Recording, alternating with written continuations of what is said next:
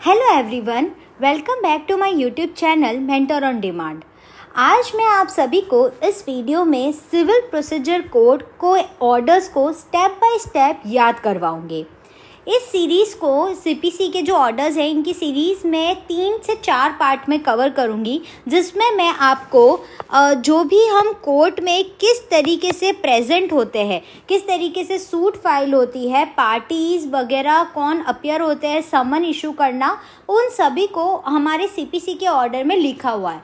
तो उन सभी को मैं आपको एक 1 बाय 1 स्टेप में याद कराऊंगी। तो इससे आपको ऑर्डर सीरीज़ में याद हो जाएगा, तो आप कभी नहीं भूलेंगे। दूसरा, आपको थोड़ा प्रैक्टिकल एक्सपीरियंस हो जाएगा कि किस तरीके से हम जब कोर्ट में प्रैक्टिस करते हैं, अपीयर होते हैं, तो क्या प्रोसेस होता है।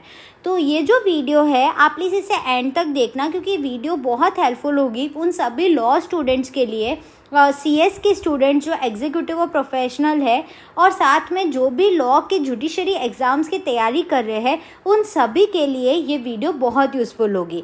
और जो advocate as a fresher practice करना स्टार्ट किए हैं उनके लिए तो बहुत काम की चीज़ है, क्योंकि हमारा पूरा सिविल कोर्ट सीपीसी के ऑर्डर्स पे ही डिपेंड करता है। इसीलिए इसे ऑर्डर कहा जाता है, क्योंकि ये 1 बाय 1 स्टेप ही होता है हमारे कोर्ट में प्रेजेंट करने के लिए। मैं चंद्रिका भट्ट आपके लिए सीपीसी ऑर्डर वाइज स्टेप्स की सीरीज लेकर आई हूँ।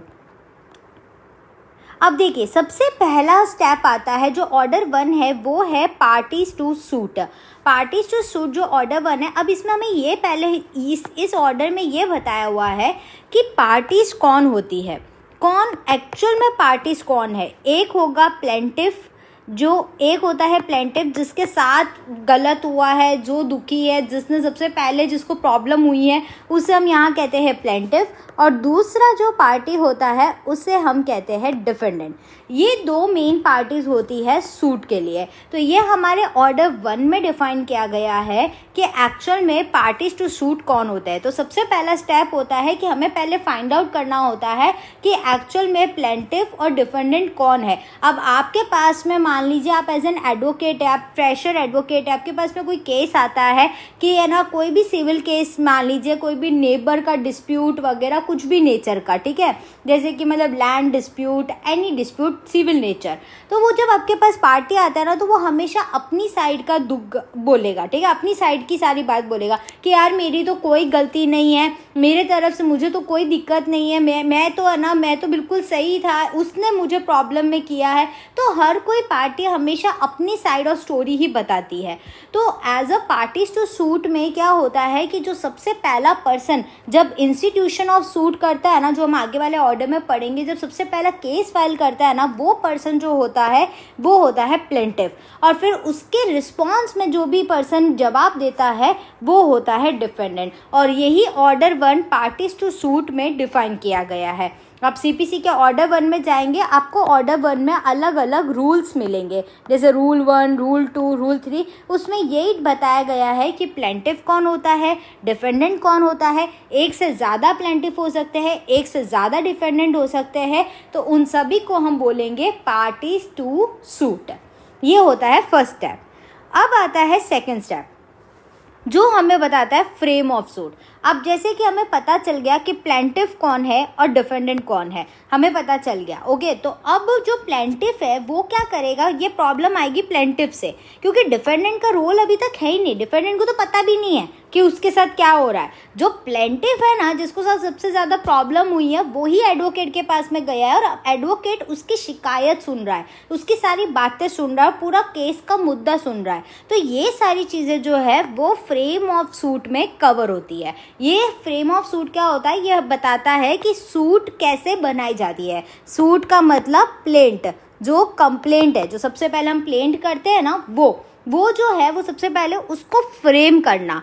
फ्रेम कैसे, जिसमें इसमें कंटेंट क्या होगा, सारे facts of issues, facts of law, everything, उसको क्या चाहिए, उसको क्या डिमांड है, उसके मॉनेटरी टर्म्स, एवरीथिंग। ये ऑर्डर सबसे ज़्यादा इम्पॉर्टेंट है क्योंकि ये ऑर्डर हमारे बहुत इनिशियल स्टेज पे बन रहा है। अभी तक तो हम कोर्ट में गए ही नहीं है, अभी तो हमसे सूट को फ्रेम कर रहे हैं कि ये हमारा सूट है, ये है। तो इसमें आप जितना मॉडिफिकेशन कर सकते हो ना उतना मॉडिफिकेशन कर लो, क्योंकि once a suit is institute, वो एक बार सूट फाइल हो जाती है ना, फिर मॉडिफिकेशन अमेंडमेंट्स के लिए हमें अलग अलग एप्लीकेशन करके चेंजेस कराने पड़ते हैं। इसीलिए फ्रेम ऑफ सूट जो है वो सबसे कॉम्प्लिकेटेड और सबसे स्ट्रॉन्ग पॉइंट रहता है एज एन एडवोकेट जो फ्रेम करता है। इसमें ड्राफ्टिंग और प्लीडिंग सबसे इम्पॉर्टेंट है, ड्राफ्टिंग।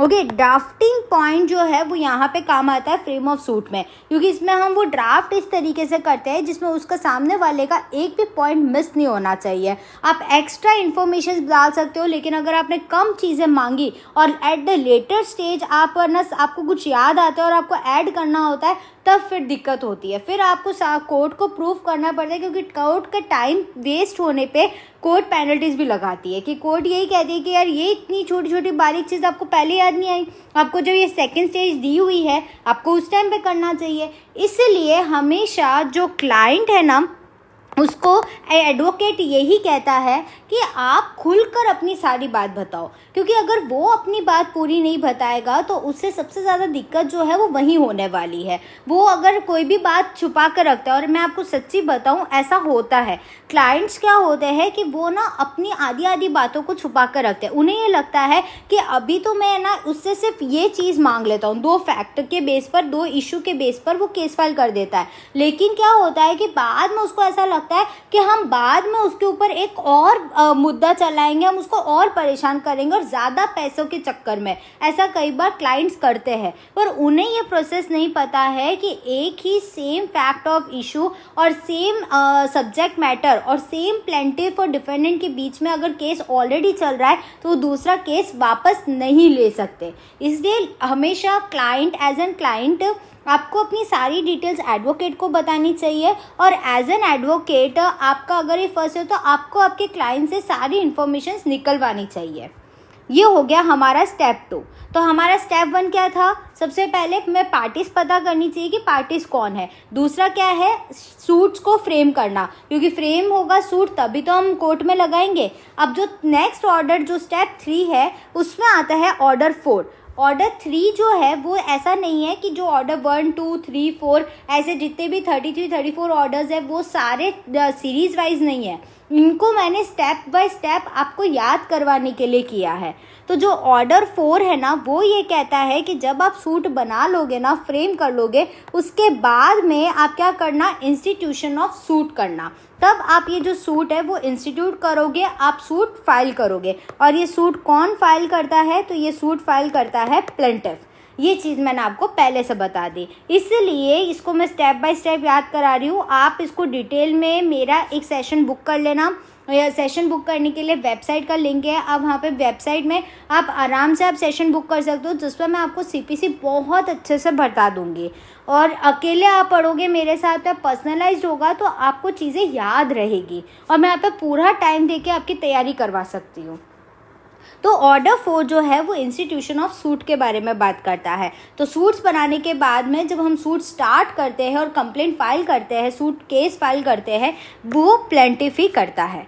नेक्स्ट स्टेप आता है इसके अंदर जो ऑर्डर 5 है, और जो स्टेप 4 है वो है issue and service of summons. अब देखिए, अब यहाँ से जो हम पहले बात करते हैं कि जब हमने यहाँ पे सूट है जो केस फाइल कर दिया कोर्ट के अंदर जज के पास में, अब जज क्या करेगा? जज ऑब्वियसली बात है कि वो अब जो सामने वाली पार्टी है, यानी कि हमारी सामने वाली पार्टी कौन है? डिफेंडेंट। अब उसको क्या करेगा? समन्स इशू करेगा। समन्स इशू करने का काम जो है वो कोर्ट करती है, और कहाँ करेगी? जो एड्रेस पे या जिस भी जहाँ पे वो बिजनेस प्रोफेशन है डिफेंडेंट का, जहाँ वो रहता है, चाहे वो किसी जगह पे रहता हो, फर्क नहीं पड़ता, कोर्ट वहाँ से समन्स इशू करती है और डिफेंडेंट को क्या करेगी? समन जारी करेगी। अब तुम्हारे दिमाग में सवाल आना चाहिए कि जो समन जारी करता है उसकी कॉस्ट कौन पे करता है। तो एक चीज़ मैं बता देती हूँ कि सिविल जो है, सिविल में ऐसा होता है कि जितना भी खर्चा है ना वो सब प्लेंटिफ ही पहले पे करता है। ये सारा जो भी खर्चा वो सब प्लेंटिफ के ऊपर जाता है, इसमें कोर्ट अपने तरफ से कुछ पे नहीं करता। तो जो प्लेंटिफ है वो फीस पे करेगा और समन इशू होगा डिफेंडेंट को, और जो डिफेंडेंट है उसको ये उसके जगह पे बोला जाएगा कि भाई आपकी हियरिंग है और आपको पेश होना है, आपको प्रेजेंट होना है। तो उसके लिए अब यह खाली हाथ तो आएगा नहीं डिफेंडेंट, उसको कुछ लेकर आना पड़ेगा, जो हम नेक्स्ट ऑर्डर में पढ़ेंगे कि ऐसे कौन से रिटर्न स्टेटमेंट होता है, वो सारी चीज़ें हम नेक्स्ट पार्ट में पढ़ने वाले हैं।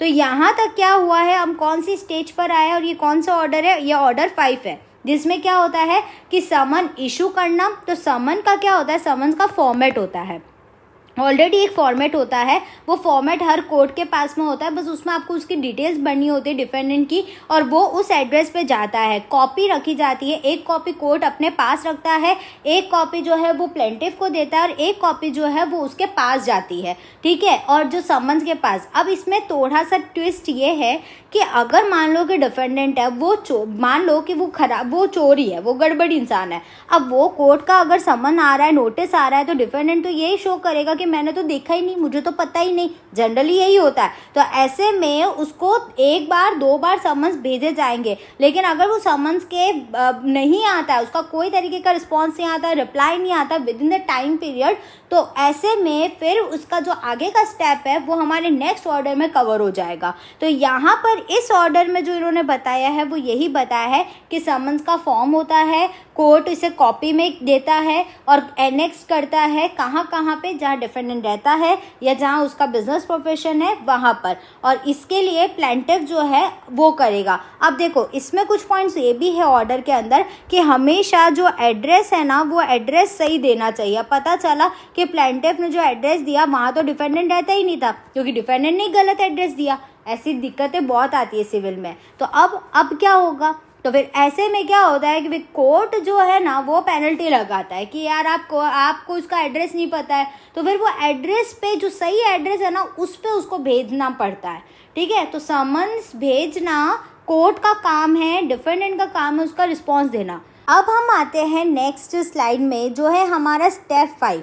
ये स्टेप 5 जो है आज की वीडियो का लास्ट प्रोसेस है, लास्ट स्टेप है जो हम पढ़ने वाले हैं। ये है ऑर्डर 9 के बारे में। अब देखिए, जैसे कि मैंने आपको पहले बताया था कि अगर मान लेते हैं कि डिफेंडेंट को समन इशू किया लेकिन डिफेंडेंट आ ही नहीं रहा है, कोर्ट में प्रेजेंट नहीं हो रहा है, तो अब क्या करेंगे। तो फिर ये जो है ऑर्डर 9 उसने यही बताया है कि अगर पार्टीज अपीयर होती है तो उसके बाद क्या करना होता है, और अगर पार्टीज अपीयर नहीं होती है तो क्या होता है। अब अगर मान लो कि डिफेंडेंट जो है वो अपीयर ही नहीं हुआ, हमने समन इशू किया लेकिन डिफेंडेंट अपीयर नहीं हुआ, तो ऐसे केस में 2 बार हो गया, तीसरी बार में जो कोर्ट है वो एक्स पार्टी ऑर्डर दे देगा, मतलब वो प्लेंटिफ के फेवर में जजमेंट दे देगा।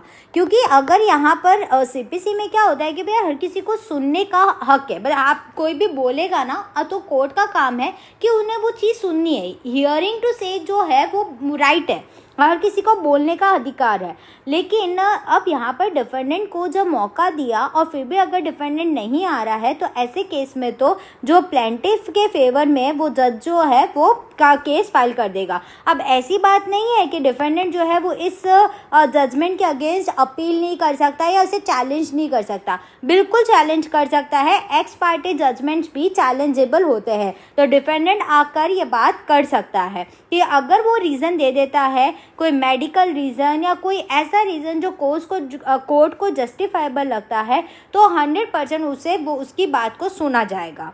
तो ये होता है नॉन अपीयरेंस का केस। अब अगर मान लो कि अपीयरेंस के केस में क्या है, तो अपीयरेंस में यही होगा कि अगर समन इशू किया गया तो डिफेंडेंट जो है उसको अपीयर होना है। अब अगर वो अपीयर होता है तो उसके साथ में उसको रिटर्न स्टेटमेंट और सारे एविडेंसेस जो उसकी क्या डिमांड है, और जो बेसिकली वो जो डिफेंडेंट का है वो जाएगा रिप्लाई टू द नोटिस। मतलब कि अब सबसे पहले तो अब जो समन्स इशू किया गया है, नोटिस दिया गया है, उसका आप रिप्लाई करोगे और वो लेकर आओगे कि भाई मैं प्रेजेंट हूँ, जो भी इसने मांगे की है वो जो भी इसने कहा है वो सब कुछ गलत है, तो वो डिफेंडेंट अपना पॉइंट ऑफ व्यू बताएगा।